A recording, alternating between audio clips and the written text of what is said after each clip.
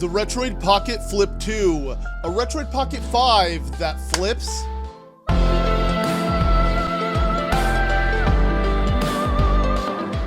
Hey guys, I'm Luke and welcome back to another episode of Triforcedtech, as in this one, we're going to be talking about the Retroid Pocket Flip 2.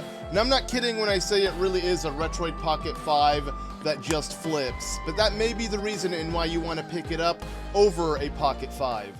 So yeah, the Retroid Pocket Flip 2 is pretty much a Retroid Pocket 5, but in a different form factor, that being this clamshell style. And because of that, it's a much smaller size than the actual Retroid Pocket 5, but is a little bit thicker in comparison, of course. But outside of everything that's, well, on the outside, the inside of the Retroid Pocket 2 shares pretty much everything identical with the Retroid Pocket 5, as it has the exact same 5.5-inch OLED display with very similar face buttons with the ABYX and the exact same, Vita-esque D-pad, though the form factor is a little bit different, not just because of the clamshell, but also the fact that the analog sticks are on the top instead of the bottom. So this is a lot more comfortable when it comes to analog-centric games and feels a little bit awkward with D-pad, when the Retroid Pocket 5 is a lot more comfortable with D-pad-centric games instead of analog-centric, because, yeah, it feels weird to have to move your thumbs all the way down here. But in general, it has the exact same chipset, the exact same, battery size, that being 5,000 milliamp, analog triggers, just a little bit different, of course. Again, the form factor is the main difference, and the reason why I got this, while still owning a Retroid Pocket 5, because, yeah, this is essentially a clone in a different shell, but the shell is the reason in why I got it, because, because it can be a clamshell device, it can protect, all the insides, is that's what matters the most, the screen, the buttons, and everything.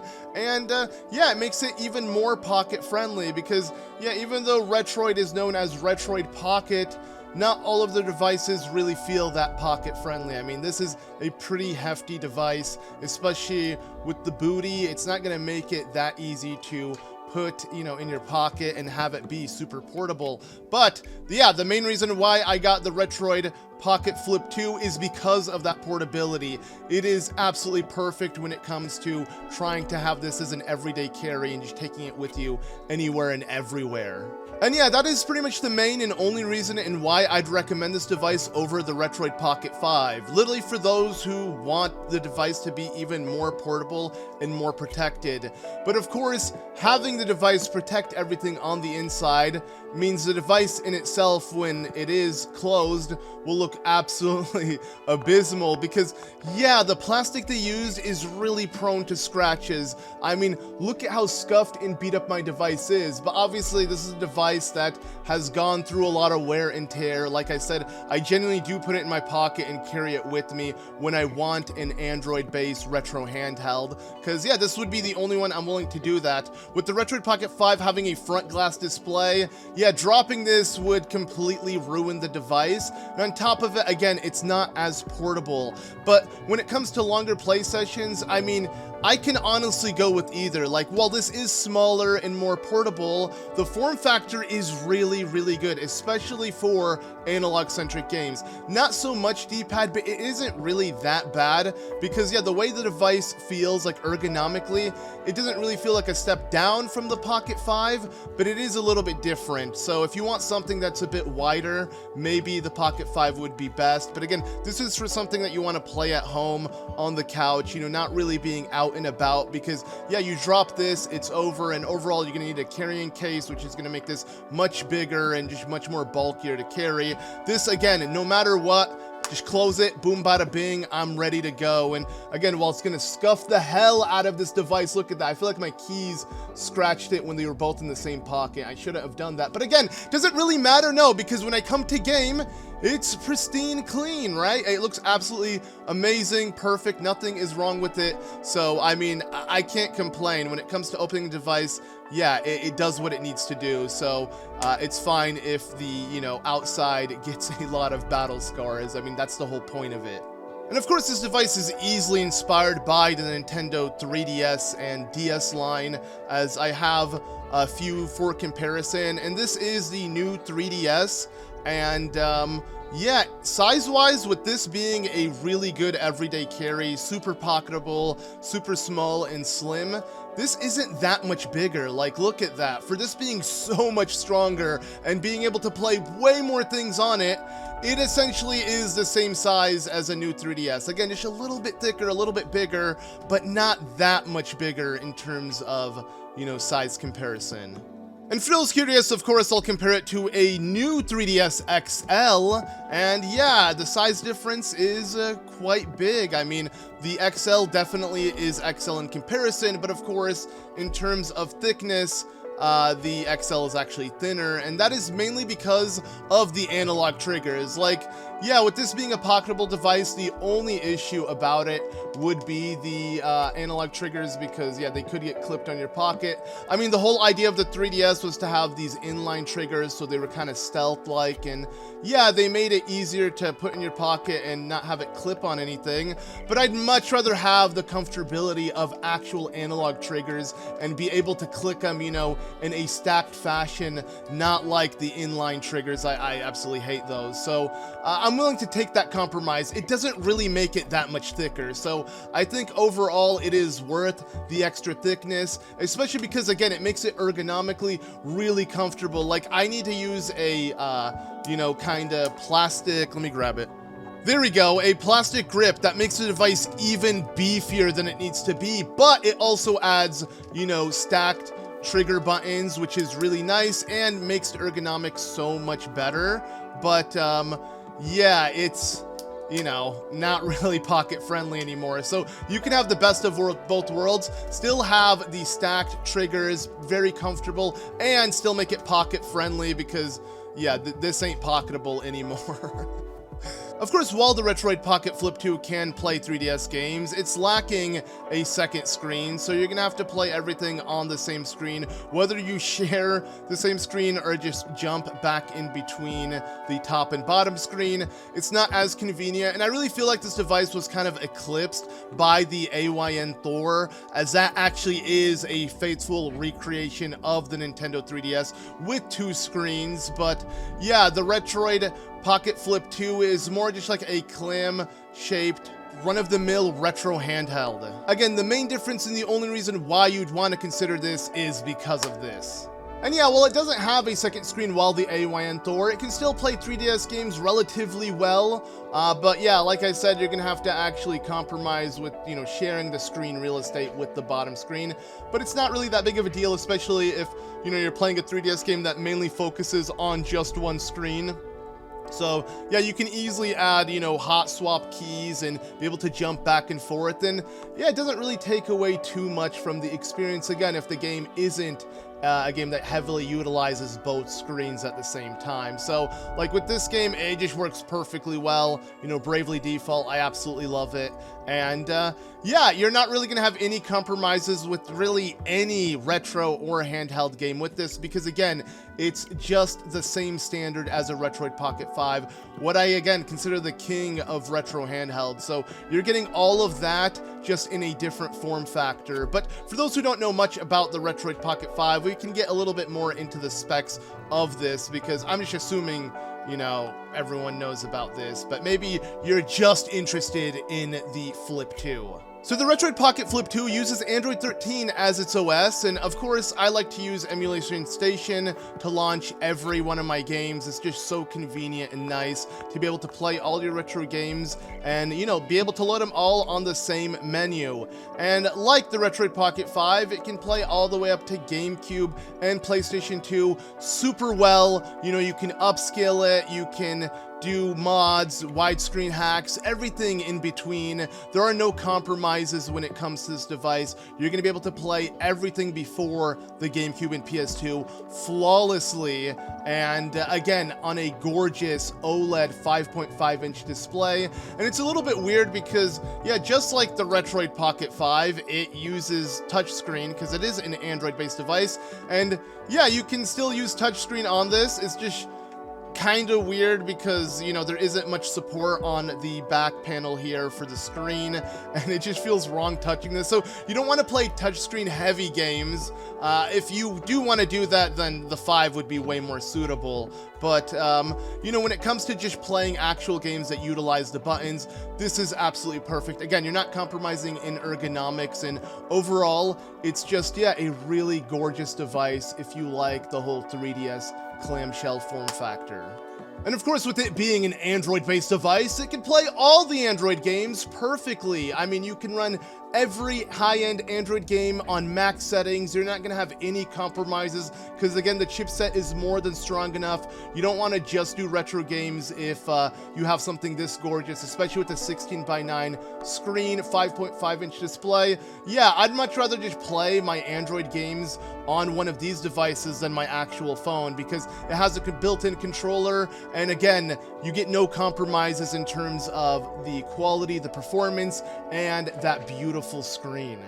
And just being able to download each and every emulator off of the device itself and be able to add all the ROMs and everything in between, I mean, yeah, it's just such a nice device.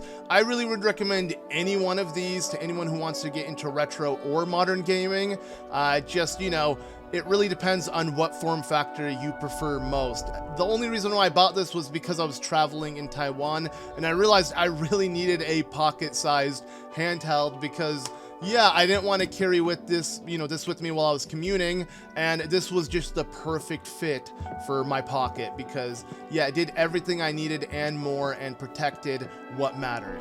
Now, because of its form factor with the analog sticks being on the top instead of the bottom, it definitely makes analog-centric games overall more comfortable to play on this, and because of that, it honestly reminded me sorta of a Wii U, as, yeah, it has very similar, you know, analog and face button placements. I mean, it's pretty much identical. And because of that, of course, with, you know, my whole disease of needing a certain retro handheld for a certain console or device, I actually found myself wanting to play Wii U games on this, and surprisingly, it runs pretty decently. The emulator I use is Cemu, and it's just getting better and better for Android. We're pretty much only on like the second build, so we're really early on in its life cycle, but believe it or not, it already runs pretty damn good. So yeah, I find myself, instead of playing retro games, playing something a little bit more modern like the Wii U, and it is so weird to me that I can actually play Wii U games on this. And with the form factor, it really does feel like a Wii U Flip. Like, yeah, I can play every and anything on this. Not Breath of the Wild, though. This is probably the only Wii U game that won't run too hot, because, yeah, it needs a lot of tinkering. I can get it to somewhat run, but it won't be too much fun because it's going to be insanely laggy.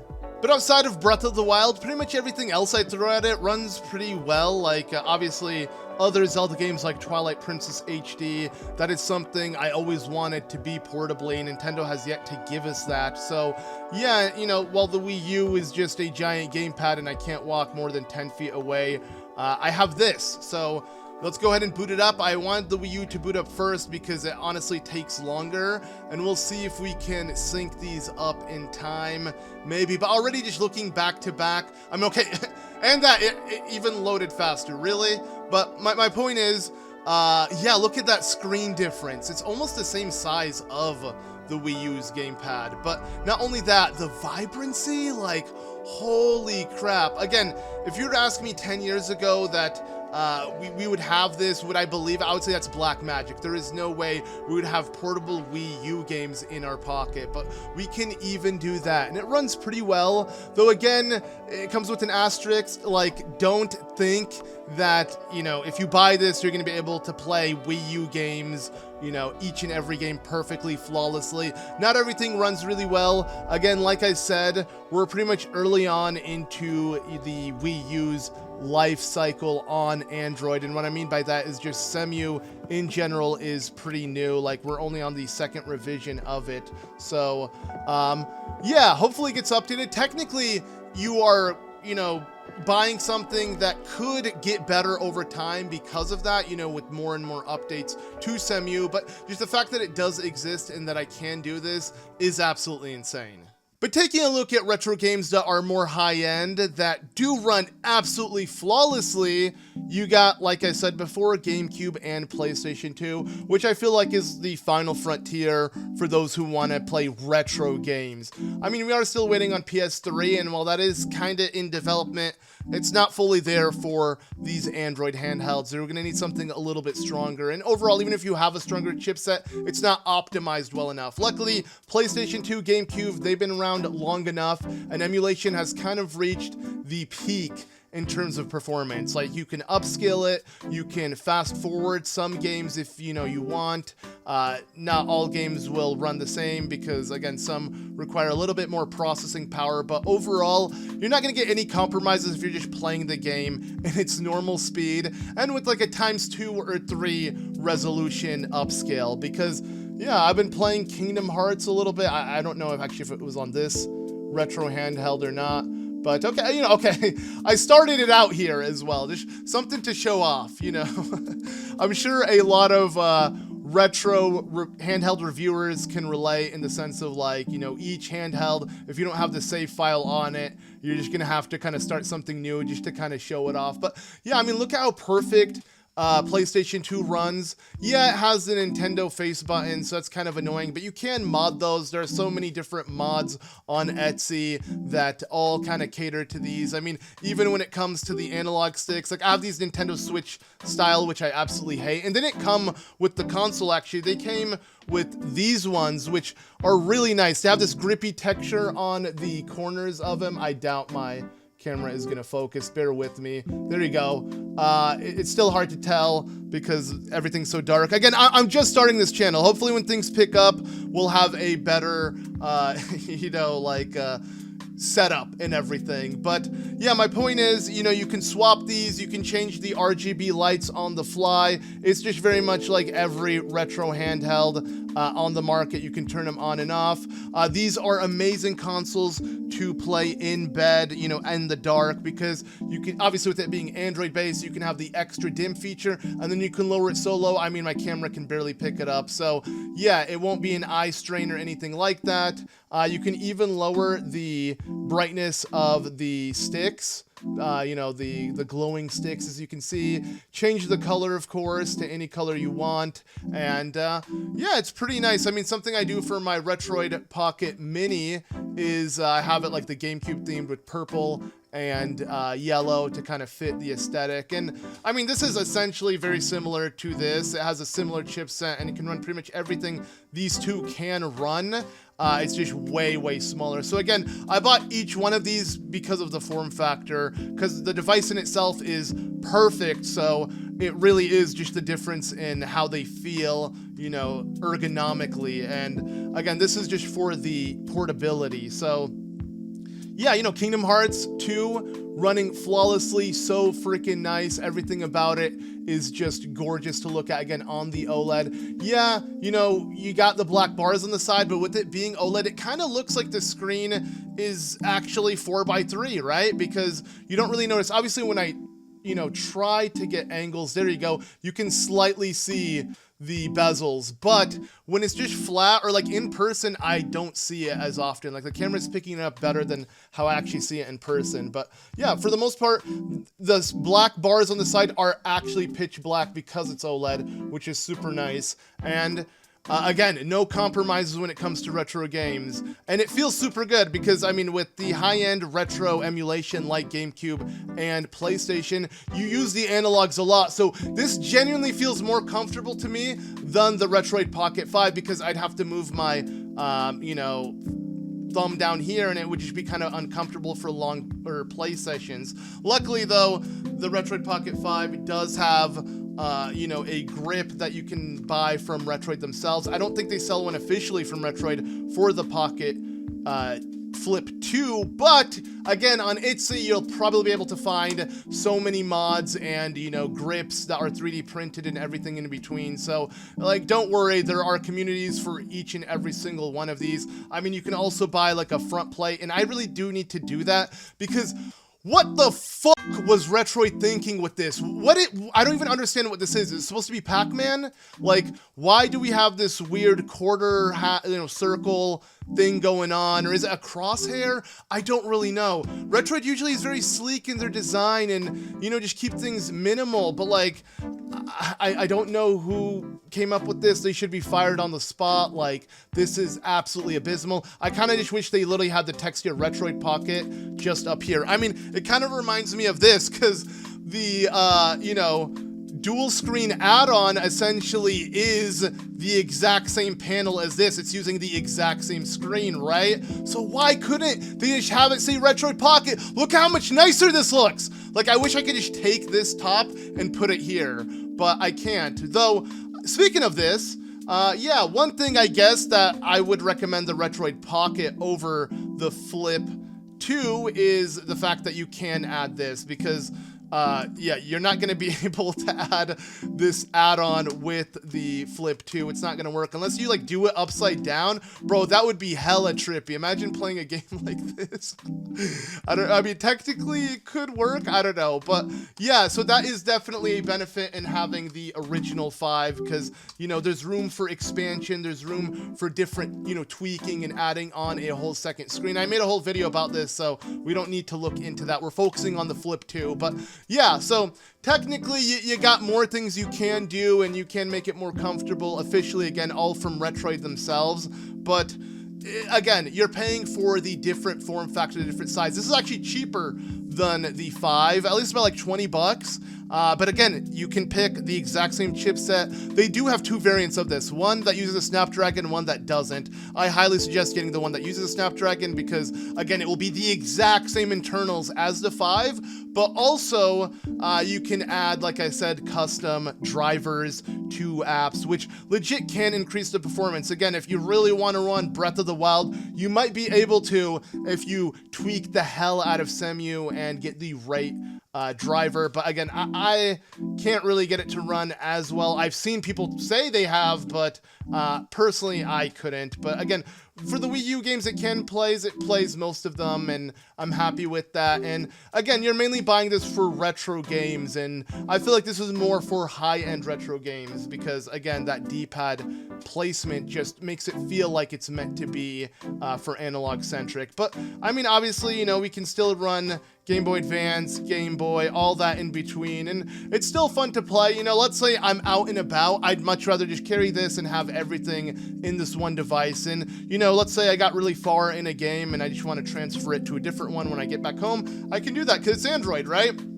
Hell, I don't even need to plug them to my computer. I can just upload this and be done. Like, whether I send it through a text message app or Discord or something, or upload it in Drive, or really anything. There's so many, you know, options that I can do, that I can, yeah, easily just kind of navigate from one device to the other. And yeah, again, with that screen, with that portability, there's really nothing wrong with this device.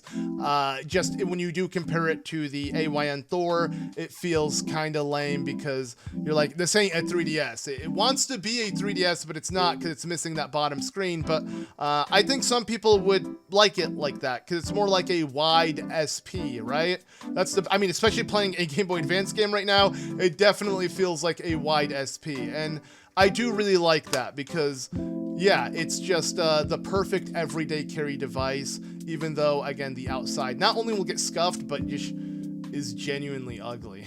But yeah, that pretty much does it for this video. It's not as long-winded as my other ones, just because I feel like the main selling point I have for this is it's a Retroid Pocket 5 that flips, like I've said before, and it really is just that. But, you know, this video is really for those who are on the fence, who are trying to, you know, consider whether to pick this up or this one, and you want a little bit more detail and just kind of see it hands-on. And yeah, this is the hands-on video for those who are interested, because again, I got all these retro devices. I feel like the least I can do is make a video for those who might be interested in this sort of hobby and collecting these stuff. And yeah, in general, if you want something that's essentially the same width as the screen of a Retroid Pocket 5, but a little bit thicker, but again, more pocket friendly for that reason, then go get this one, because yeah, this will be a perfect device that you can just slip in your pocket and be good to go. There really is nothing else